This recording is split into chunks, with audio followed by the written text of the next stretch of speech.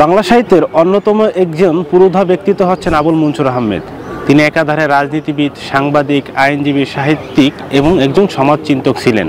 আবুল মনসুর আহমেদের স্মৃতিতে প্রতিষ্ঠিত হয়েছিল আবুল মনসুর আহমেদ স্মৃতি পরিষদ। এই পরিষদ দীর্ঘদিন যাবৎ আবুল মনসুর আহমেদের জীবনী নিয়ে কাজ করে আসছে এবং একই সাথে এই পরিষদ বিগত কয়েক বছর যাবৎ আবুল মনসুর আহমেদের চিন্তা চেতনা ও ধারণার উপরে রচনা প্রতিযোগিতার আয়োজন করে আসছে। আমি নিজেও এই রচনা প্রতিযোগিতার একজন অংশগ্রহণকারী ছিলাম এবং 2019 সালে যে রচনা প্রতিযোগিতা হয় তার একটি শাখায় আমি সারা দেশে প্রথম স্থান অধিকার করি। রচনা প্রতিযোগিতার দেয়াল থেকে বের হয়ে আবুল মনসুর আহমেদ স্মৃতি পরিষদ এবছর বক্তৃতা প্রতিযোগিতার আয়োজন করতে যাচ্ছে।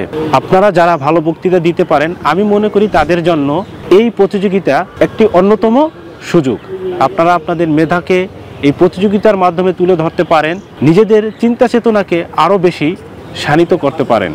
আবুল মনসুর আহমেদ যতগুলো বিখ্যাত বই লিখেছেন তার মধ্যে অন্যতম একটি বই হলো বাংলাদেশের কালচার।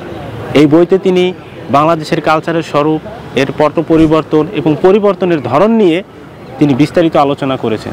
জুলাই আগস্ট গণ অভ্যুত্থান পরবর্তী বাংলাদেশের কালচার কোন দিকে মোড় নিবে বা কেমন হবে সেই বিষয়ে আপনার চিন্তা চেতনা আবুল মনসুর আহমেদের বাংলাদেশের কালচার বইয়ের আলোকে তুলে ধরতে পারেন এই বক্তৃতা প্রতিযোগিতায় এবং বিজয়ী হয়ে গৌরবেরও অংশীদার হতে পারেন।